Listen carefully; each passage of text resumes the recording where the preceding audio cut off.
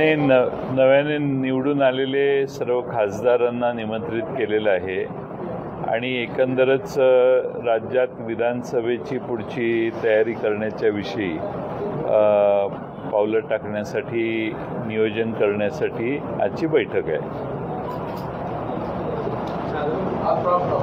Agenda काय आहे सांगितलं तयारीमध्ये आपण किती जागा लढवायच्या, किती नाही लढवायच्या, किती गुलाल द्यायचे याविषयी ते आम्ही असेस करतोय आणि महाराष्ट्रातलं काय चित्र आहे हे आम्ही समोर ठेवू सगळ्यांच्या. त्यातनं अंदाज येईल काय करता येईल काय नाही, पण अजून आम्ही आकडा नक्की केलेला नाही आहे. पवारसाहेब आता बारामतीचा दौरा करून आले, आधी पण त्यांनी केला होता आणि प्रत्येक ठिकाणी जाताना त्यांनी प्रत्येक आपल्याला शेवटी असं सांगितलं की आपल्याला सत्ता परिवर्तन करायचं विधानसभेची तयारी केली. त्याचवेळी बारामतीमधनं देखील बारामतीचा जागा बदलायची अशी लोकांकडनं मागणी होत होती.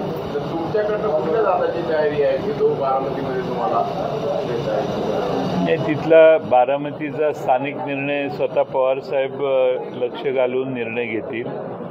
तिथला निर्णय झाल्यावर पक्षाला ते कळवतील.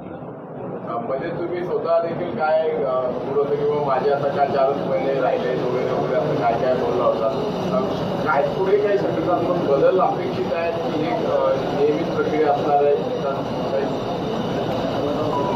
काय आहे की तुम्ही माझं भाषण नीट ऐकलं असेल तर तुमच्या लक्षात येईल की 4 महिन्यात विधानसभेची निवडणूक आहे आणि 4 महिने सर्वांनी संघटितपणाने राहावे, वेगवेगळे सूर निघू नयेत आणि महाराष्ट्रात राष्ट्रवादी एक समर्थ पर्याय हे चित्र जावं अशा आशयाचा तो अर्थ होता. 4 महिन्यानंतर मी मुख्यमंत्री होणार आहे असं काही बॅनर लागतायत असं नाही म्हटलं मी मुख्यमंत्री कोण होणार ते मुख्यमंत्रीपेक्षा सत्तेत महाविकास आघाडी येणं याला आमची प्रायोरिटी आहे. त्यानंतर मुख्यमंत्री कोण होणार आहे त्यावेळी लोक सगळे बसून ठरवतील.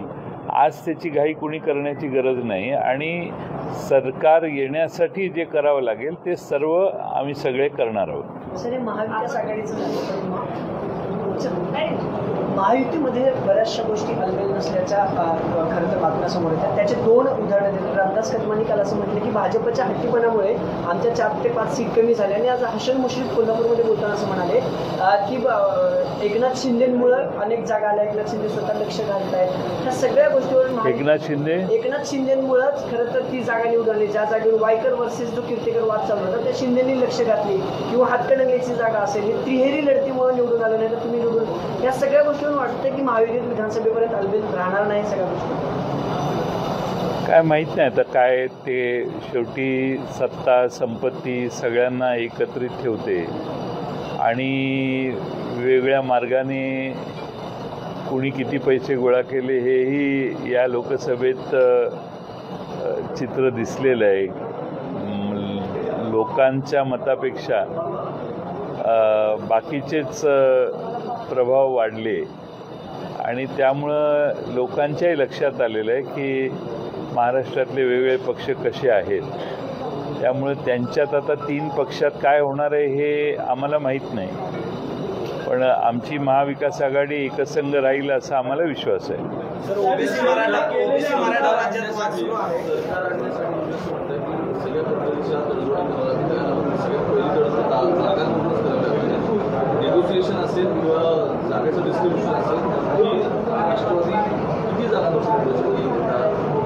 ते अजून आम्ही ठरवलेलं नाही. आम्ही योग्य वेळी तो आकडा सांगू. सारथी पार्टी आणि महायुतीचे फेलोशिप राज्य सरकारकडून अजूनही गेल्या 2 वर्षापासून देण्यात आलेले नाही. याबाबत काही आढावा घेणार आहे? माझ्याकडे बऱ्याच विद्यार्थ्यांनी तक्रारी केलेल्या आहेत. विधानसभेत आम्ही हा विषय काढणार आहोत. या 3ही घटकातल्या लोकांना स्कॉलरशिप गेलेल्या नाहीत. ही हानिकारक आहे आणि कष्ट करणाऱ्या हुशार विद्यार्थ्यांच्यावर अन्याय करणार आहे आणि म्हणून देशभर आता नीटच्या गोंधळामुळे फार प्रचंड चीड लोकांच्यात आहे. तीच परिस्थिती महाराष्ट्रातल्या बाबतीत देखील आहे. सर, तिकडे मराठवाड्यामध्ये ओबीसी विरुद्ध मराठा असं क्लिअर कट वाद आपण बघतोय गोष्टीवर. 2 आंदोलन अगोदर जरांगेंचं आंदोलन झालं, त्यांना सरकारने अगदी सीएम तिथे गेले, एंटरटेन केलं, पवार साहेब गेले, पण ओबीसी आंदोलन सुरू आहे, 9 दिवस कोणी जात नाही अशी ओबीसी बांधवांची भावना आहे. आज त्यांनी घोषणाबाजी केली ज्यावेळेस सरकारचं शिष्टमंडळ आले तेवढे इथले सीएम हे जातीवादी आहेत. त्यावर आता जरांगे म्हणतात की माझं आंदोलन बंद पाडण्यासाठी भुजबळ हे सगळं घडून आणतात. नेमकं काय चाललंय?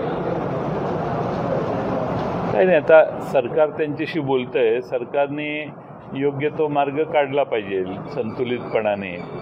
सामाजिक समतोल बिघडता कामा नये यासाठी सरकारने काळजी घ्यायची सरकारची जबाबदारी आहे. आम्ही पाहतोय सरकार हा प्रश्न कसा सोडवते ते. राष्ट्रवादी म्हणून तुमचा पक्षाचा पाठिंबा असणार आहे की नाही ओबीसीच्या आंदोलनाला? जसं तुम्ही जरांगे असं आहे की आपण हा प्रश्न ॲमिकेबली सुटला पाहिजे. कोणत्याही परिस्थितीत विद्वेषाची भावना पसरू नये हा आमचा भाव आहे. आणि त्यामुळं कुणीही फार अमक्याला पाठिंबा तमक्याला पाठिंबा अशापेक्षा हा प्रश्न सोडवून ओबीसींनाही न्याय कसा द्यायचा याविषयी सरकारने भूमिका घ्यावी. त्याचबरोबर जरांगेंच्या बरोबर ज्या सरकार आम्हाला माहीत नाही सरकारने त्यांना काय कमिटमेंट दिले आहेत त्या बाबतीत म्हणजे दोन्हीमध्ये संघर्ष होणार नाही ही भूमिका सरकारने घेतली पाहिजे.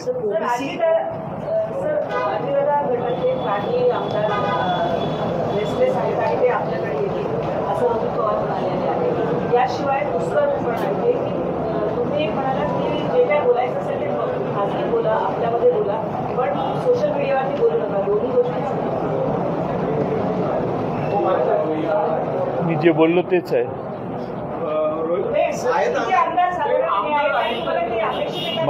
मला माहीत नाही किती आमदार येणार आहेत किंवा काय याच्याविषयी मला कल्पना नाही आहे अजून.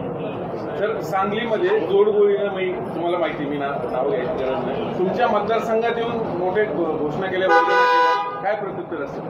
मी सांगत नाही, मी लहान माणूस आहे, माझे काही प्रत्युत्तर नाही.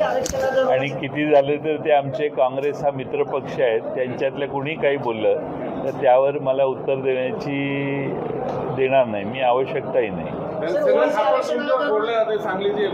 सगळ्यांना माहिती आहे काय कशामुळं काय कुणाचं झालंय ते. त्यामुळं त्या बाबतीत मला स्पष्टीकरण देण्याची गरज नाही. याच्यावर आवश्यक ते सगळं मी बोलून झालेलं आहे. रोहित पवार म्हणले की अधिवेशनानंतर राज्यात महायुती अस्तित्वात राहणार नाही. तुम्हाला काय वाटते नेमकं की महायुती?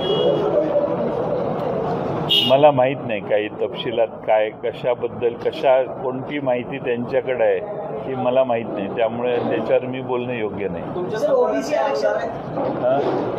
काही आमदार फोन करतात बोलतात पण असं काही कोणी इकडे येतो असं अजून माझ्याशी बोललेलं नाही आहे. त्यामुळे उगाच आपलं खोटं सांगणं बरोबर नाही. ओबीसी आरक्षणाचे राजकीय पडसाद म्हणतात कारण फडणवीसांनी एक पत्र लिहिल्याचं कळतं की पंकजा मुंडेंना ओबीसी म्हणून आता संधी द्यायला हवी.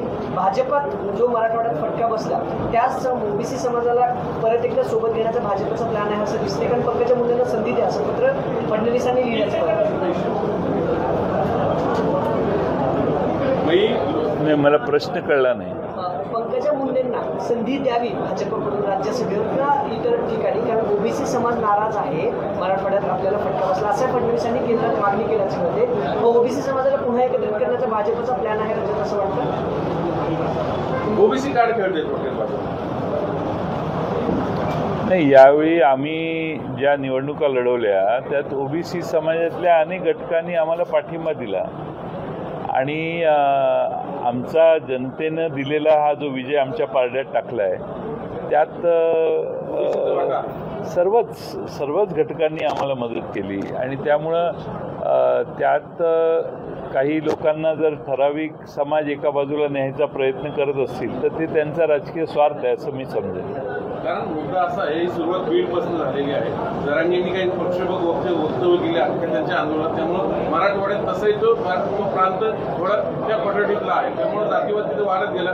बीडच्या लोकसभा इलेक्शनमध्ये त्याचा अगदी स्फोट झाला. त्यांना जास्त माहिती ते बीडवालेच आहेत आणि त्याचं परिणिती ॲक्शनची रिॲक्शन आता आपल्याला बघायला मिळते. नाही, जरांगेंनी जी विधानं केली ती ते ज्या कारणासाठी संघर्ष करतायत त्यावर आधारितच होती. त्यांनी काही राजकीय विधानं केली असं मला ऐकवत नाही. पण दोन्ही समाजात वाद होणार नाहीत याची काळजी सरकारने घेतली पाहिजे आणि कुणावरही अन्याय होणार नाही तीच भूमिका सरकारने दाखवली पाहिजे. कम ऑन गाइस, हरी आप. अरे सुन ना, एक ब्रेक ले लेते हैं. Guys, I am telling you, तुम लोगों को सही से ट्रैकिंग नहीं आता. But that's okay, you can learn. रोज का ढक्कन देना. ये रेड वाला है, सही वाला देना. अबे ढक्कन, पहले तो सही पानी पीना.